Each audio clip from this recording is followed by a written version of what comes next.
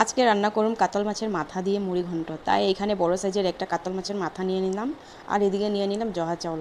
আর জহা চাউলটাকে আমি সুন্দর করে পরিষ্কার করে ধুয়ে একটু ভিজিয়ে রাখবো।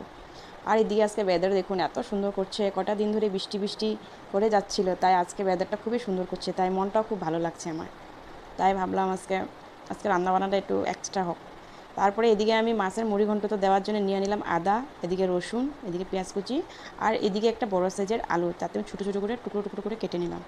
তারপর এখানে আমি সবার প্রথমে কড়াই বসিয়ে দিলাম, তেল গরম হয়ে গেল আমার। এখন আমি আলুগুলাকে ভেজে নেব।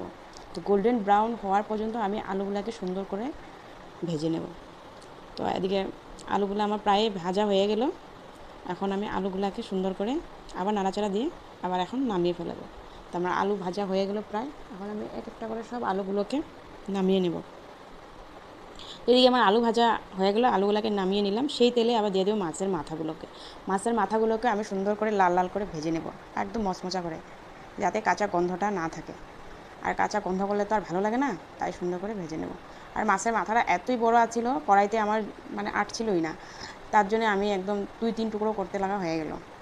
তো এইভাবে মাছের মাথাগুলোকে সুন্দর করে আমি লাল লাল করে ভেজে নিচ্ছি। তো মাছের মাথাগুলো প্রায় আমার ভাজা হয়ে আসলো, আরেকটু হবে, তাই আরেকটু রাখতে দিলাম। আর এদিকে আমার বৌমা এদিকে সুন্দর করে যা যা সবজি টবজিগুলো ছিল সবগুলো গুছিয়ে গুছিয়ে বাস্কেটে ভরাচ্ছিল ফ্রিজে রাখার জন্য। আর এদিকে আমার মাছের মাথাটা হয়ে আসলো, তাই আমি নামিয়ে নিলাম।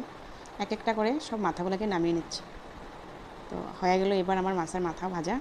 তো এখন আমি সেই তেলে আবার দেওয়া দিব আরেকটু তেল, মাছ ভাজার তেলে আরেকটু তেল দিয়ে দিব। আর তারপরে দিব ফোড়ন। আর ফোড়নের জন্য আমি নিয়েছি এখানে তেজপাতা, গোটা জিরো আর শুকনো লঙ্কা। আর এটা দিয়ে আমি এখন ফোড়ন দিচ্ছি। তার জন্য আমি এখন শুকনো লঙ্কা তেজপাতাটা একটু লাল লাল হওয়ার পর্যন্ত একটু ভেজে নেব। তারপরে এখানে দেওয়া দেবো আমি পেঁয়াজ কুচি। পেঁয়াজ কুচিটা দেওয়ার পরে পেঁয়াজটাকে আমি সুন্দর করে লাল লাল করে ভেজে নেব গোল্ডেন ব্রাউন হওয়ার পর্যন্ত, না হলে পেঁয়াজেরও কাঁচা কাঁচা একটা গন্ধ ছাড়বে। তার জন্য পেঁয়াজটাকে আমি সুন্দর করে লাল লাল করে ভেজে নিচ্ছি।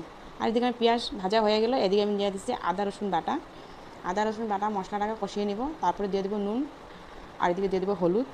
এই সব মশলাগুলোকে দিয়ে এখন আমি সুন্দর করে মশলাটাকে কষিয়ে নেব। আমার প্রায় মশলাও কষানো হয়ে যাচ্ছে।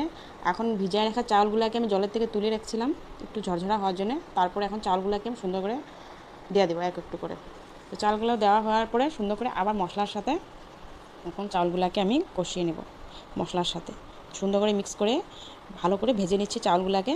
আর একটু ভাজা হওয়ার পরে দিয়ে দিচ্ছি এখানে আমি জিরার গুঁড়ো আর লঙ্কার গুঁড়ো জিরার গুঁড়ো দেওয়ার পরে আবার এটাকে আবার সুন্দর করে আবার একটু ভেজে নেব। আবার একটু ভাজা হয়ে যাচ্ছে আমার প্রায়। এখন দিয়ে দিব আমার ভেজে রাখা আলুগুলো, লাল লাল করে ভেজে রাখা আলুগুলোকে এখন দিয়ে দেবো।